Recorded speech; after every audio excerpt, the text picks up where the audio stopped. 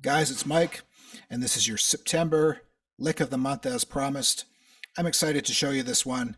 This one's actually really easy to play, but there's a lot of cool things that you can do with it. I'm first going to break it down in single notes and then show you the harmony. So if I break it down to its simplest component, it only uses 3 notes. These notes are taken from the C blues scale. If you don't know a C blues scale looks like this. C, E flat, F, G flat, G, B flat, and C. So we're going to work in the key of C and work with this scale today. The notes of this lick are C, E flat, and F, which are the first 3 notes of the blues scale. Now this lick just goes like this.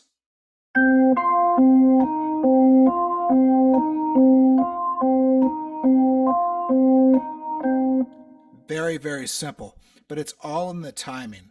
The way that I think of this lick is in triplets. The way that I count triplets is 1 and 2 and 3 and 4 and. Now those are all just groups of 3.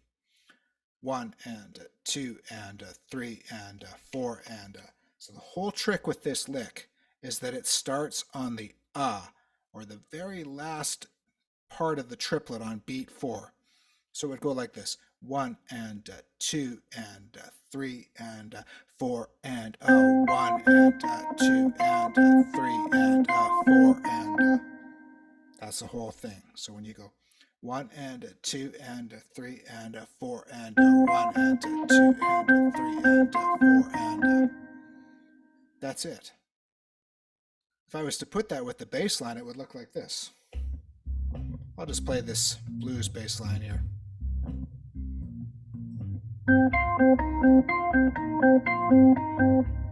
Two and 3 and 4 and 1 and 2 and 3 and 4 and just like that.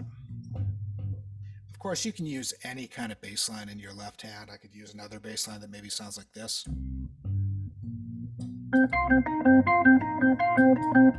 Just remember to come in on the of 4.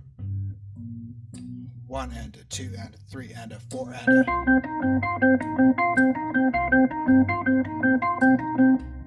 that's it. Now if you want to make this sound really cool, you can add the harmony. So I'm going to put a third onto the F, which would be an A.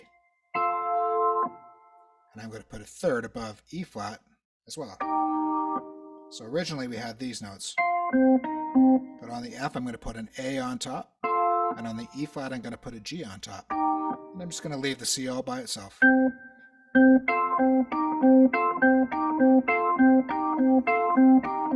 Check it out, here we go. 4 and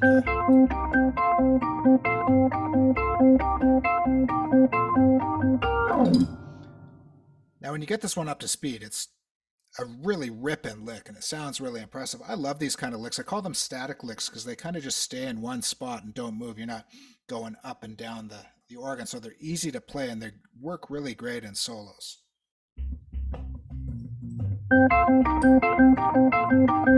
If I do this one fast, it would sound like this.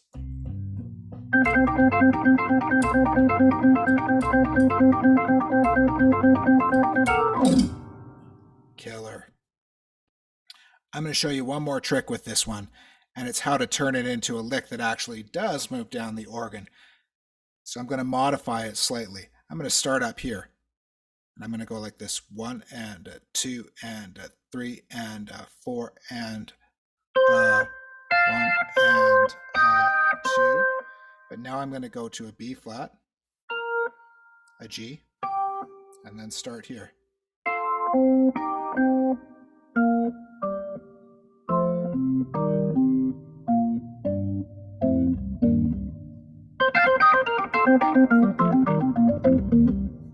So fun. And that's a really cool way to make that lick into something else.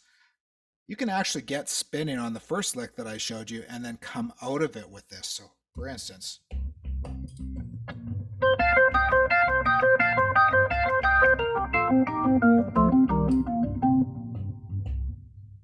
Very cool. I always like to look at these licks and kind of go, how can I turn this one lick into 10 other licks that I can use, you know? And a big part of how I do that is by joining two licks together. So let's call this lick one. The other lick that I might do is I'll put those together.